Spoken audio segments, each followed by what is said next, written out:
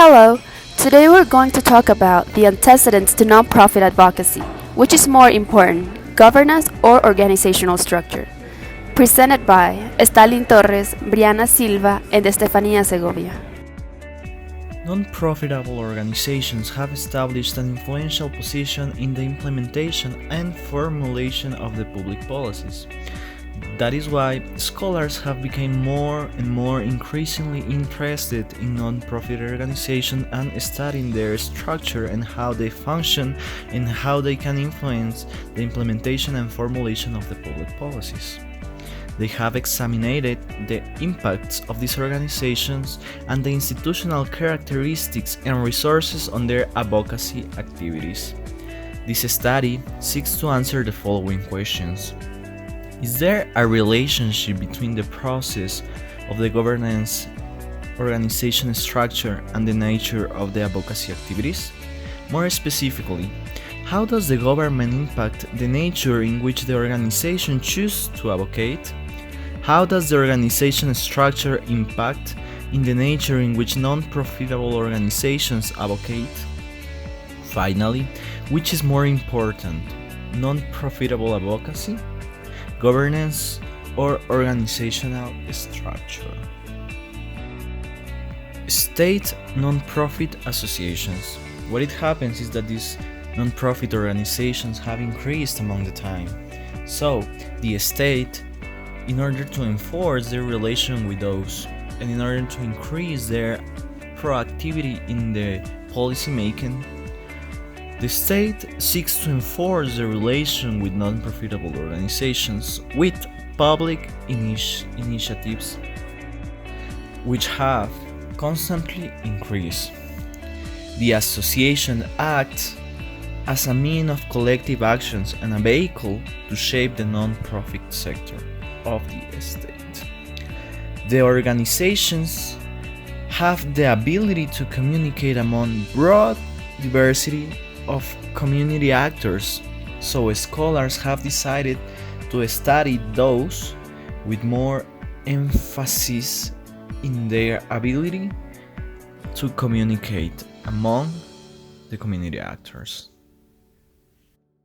Non-profit advocacy defined. Lots and lots of definitions, traditional definitions have been made among the time. But in this time, scholars have decided to analyze the importance of this role in the structure of the non-profitable organizations. That is why scholars have decided to give them a new meaning. They may take into account the non-profitable organizations' influence among the society and their increasing importance as a important part that must be taken in account in the implementation and the formulation of public policy. That is why Ferris has become with this definition that advocacy is vital, traditional role of non-profitable organizations, which means that this role has been always active in these non-profitable organizations. But the more recent definitions must take in account their influence in the society, their influence in the policy making, and also their influence and their capacity to communicate among a broad diversity of community actors. Processes of governance and organizational structure defined. A governance infrastructure is the collection of technologies and systems, people, policies, practices, and relationships that interact to support governing activities. Governance often represents a flat, network, multi-sector governing arrangement. This approach focuses on the decision-making apparatuses, groups, and actors that are realities for non-profit organizations. In many cases, governance within a non-profit organization is regarded as the board and chief executive officer relationship. Governance used in this study's nonprofit association setting includes the organization political decision-making procedures, most often established and administered by a board and staff. The study also applies a Stone interpretation of nonprofit governance, in which she explores the roles of the board of directors and executive directors in developing inter-organizational and external advocacy efforts on behalf of social service agencies. Similar to Stone, the current study explores the processes in which state nonprofit associations determine whether or not to advocate for a policy issue. This research will identify specifically the processes of governance of the board of directors and other leadership positions within state nonprofit associations in their efforts to engage in advocacy activities. There is an important correlation between organizational factors such as budget and staff size, age of the organization, and leadership as they relate to advocacy behavior. These organizational factors do influence the tactics chosen when engaging in advocacy activities. Of course, governance decision-making processes and organizational structure are interconnected in a myriad of ways. The interconnectedness of will of the organization through governance and its characteristics described by organizational structure are another crucial reason to study these concepts in tandem. Methodology. The majority of state nonprofit associations include a paid staff of 32 individuals or less, with some state nonprofit associations employing one staff member.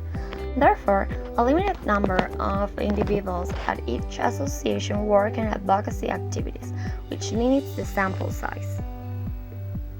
Lobbying activities are distinctly categorized into direct and grassroots tactics rather than the broader and more nebulous concept of advocacy, which makes participation in this activity easier to measure and analyze, and thus provides a more current slice of advocacy. Direct and grassroots lobbying tactics specifically aim to influence public policy, whether directly or indirectly. Direct tactics include activities designed to persuade policymakers on a policy issue, while grassroots tactics include activities designed to persuade the general public on a policy issue. More of the state nonprofit associations. Results in discussion processes of governance and advocacy activities. Regardless of the differences in staff size, each state nonprofit association caters to the traditional nonprofit governance structure, with the board of directors developing and approving the policies by which the organization runs, with a director, chief executive officer, president, implementing and evaluating those policies. In some cases, the associations are large enough to have a chief financial officer or department directors. Others consist of a small board of directors with no committees. The case study reveals the strong and thorough governance process between the board of directors and president of this particular organization to decide whether to advocate for a policy issue. When a policy issue arises, the president and other pertinent staff members meet to discuss the relevance of the issue to the association's mission, goals, and membership. The manager of public policy presents information on the policy issue to the chair of the Public Policy Committee.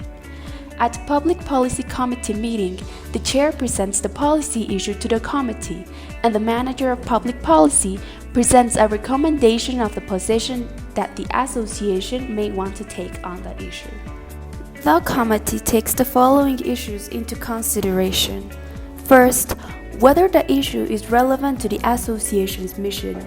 Second, understanding which party has control over certain chambers in the legislature and how this will impact the policy issue. Third, understanding which legislators have influence or expertise over the issue.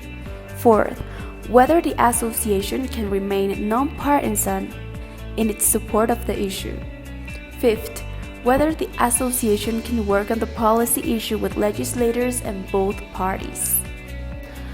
The full board of directors is responsible for asking the following questions.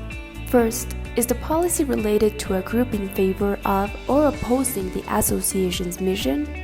Second, Does the association want to be aligned with the policy? Third, will alignment reflect negatively on the association? Fourth, will members agree or not agree with the alignment? Fifth, does the policy agenda align with the association's mission? Finally, the following up interviews reveal one other element of governance that impacts the nature of advocacy. That is the involvement of the Director, Chief Executive Officer, President in policy-related activities. State nonprofit associations with higher involvement of the Director, Chief Executive Officer, or President report more frequent use of advocacy tactics and a higher emphasis in policy activity in general. Without these processes in place, nonprofit organizations will be less likely to act on policy issues in their communities. Organizational structure and advocacy activities. Results from the survey illustrate that state nonprofit associations' organizational structures vary significantly in terms of budget size, staff size, number of volunteers, whether they employ consultants, and whether they allocate funding and staff time towards advocacy activities. This result could be a reflection of the resources available to coordinate and write emails, where associations with larger staffs will have more time to dedicate to this activity.